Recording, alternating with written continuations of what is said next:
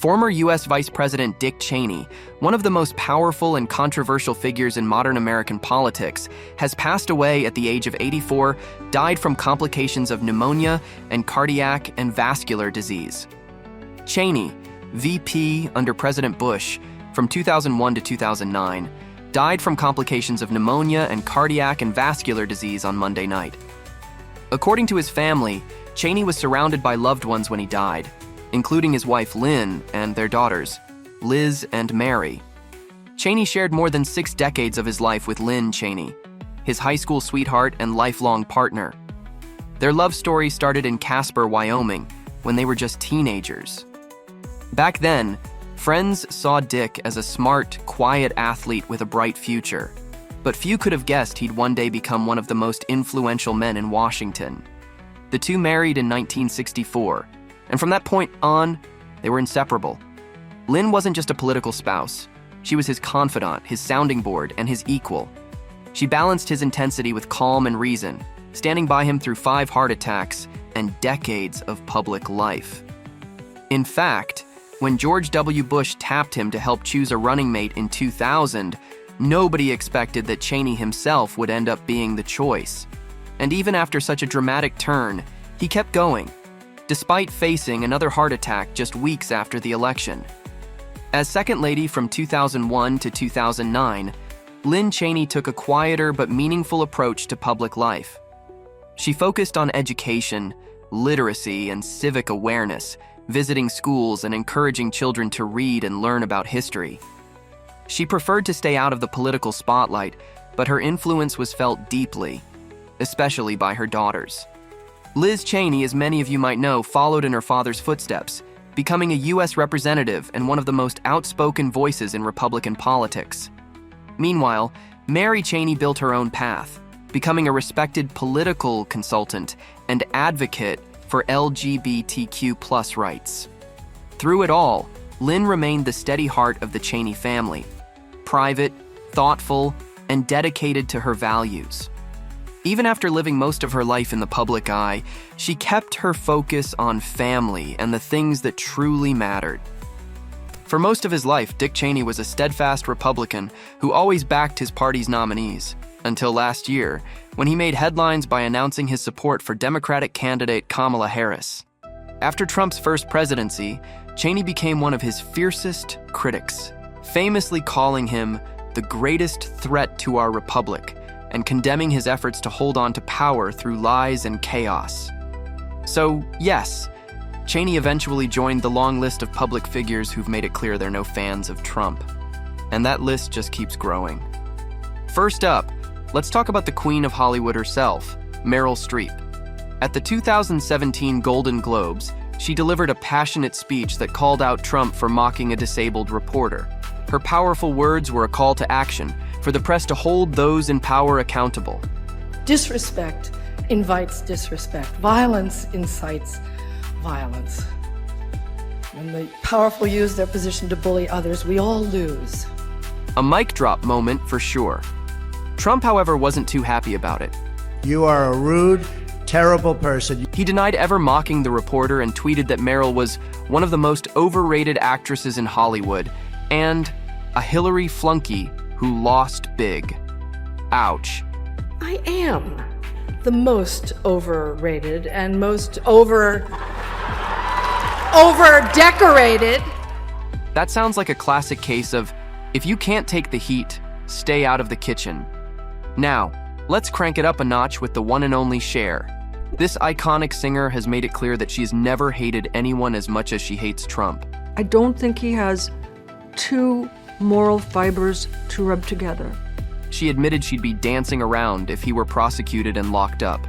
And she didn't stop there. Cher accused Trump of creating a toxic culture war in America, saying that people who once disagreed are now enemies. "I hate him," she declared. I would put my fist through his face. Then we have the master of horror himself, Stephen King. Do you think that the Trump presidency is scarier than a Stephen King novel? Short answer to that is yes, I do. This best-selling author made his feelings about Trump pretty clear, calling him a horrible president and a sociopath. I might have said he had his head somewhere where a certain yoga position would be necessary to get it there. King also stirred up some controversy when he tweeted about a recent shooting incident involving Trump. He said, "These are the guns the Republican Party and Trump want to protect." Oh, it was a direct hit. Actually, he has consistently criticized Trump, especially when it comes to the former president's criminal behavior and the alarming rise of fascism in the US. He's definitely not holding back. Have you ever blocked anybody? Yes, I blocked Donald Trump. Next up is Robert De Niro, who's made headlines for calling Trump a clown and a dictator during a recent event. Yeah, he's so stupid. After his fiery speech outside a trial, De Niro was set to receive a prestigious award. But guess what? The National Association of Broadcasters decided to rescind it because they didn't want any distractions from their bipartisan event. Seems like standing up for what you believe in has its consequences. He is really, genuinely a sick person that somehow has been allowed into our system. Trump, of course, didn't take it lying down and called De Niro pathetic on social media. Classic Trump move. Look at the lame, inane things that he said. He's so stupid, he can't even say anything clever or smooth. He's a moron. Oh, and who could forget about the Obamas? During the Democratic National Convention, they made it clear where they stand. America's ready for a new chapter. America's ready for a better story. We are ready for a President Kamala Harris. Barack didn't sugarcoat anything. He highlighted that this race is tight, and Trump's complaints are only getting louder now that Kamala Harris is in the race. One thing is for certain, Donald Trump is not losing sleep over that question. It's like Trump's trying to drown out her support with all that noise he's making. There's the childish nicknames, the crazy conspiracy theories, this weird obsession with crowd sizes.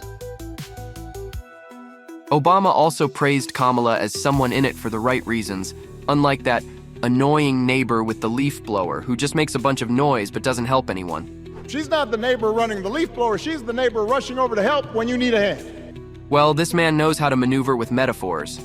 And then there's Michelle Obama, who delivered a powerful speech that took direct aim at Trump's fear-mongering tactics.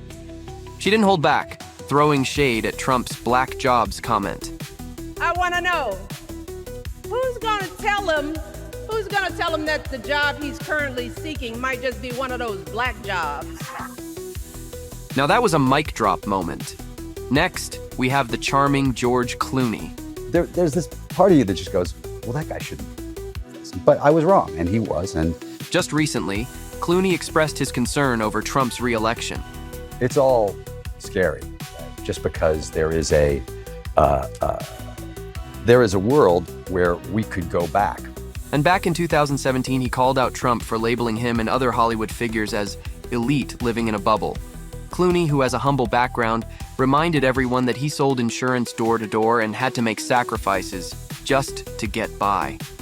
He said, he lives in a gold tower and has 12 people in his company, contrasting his own experiences with those of Trump. He was just this knucklehead. I knew him before he was, a president. He was just a guy who was chasing girls. Every time he went out, he'd come over and be like, what's the name of that girl? That's all he was.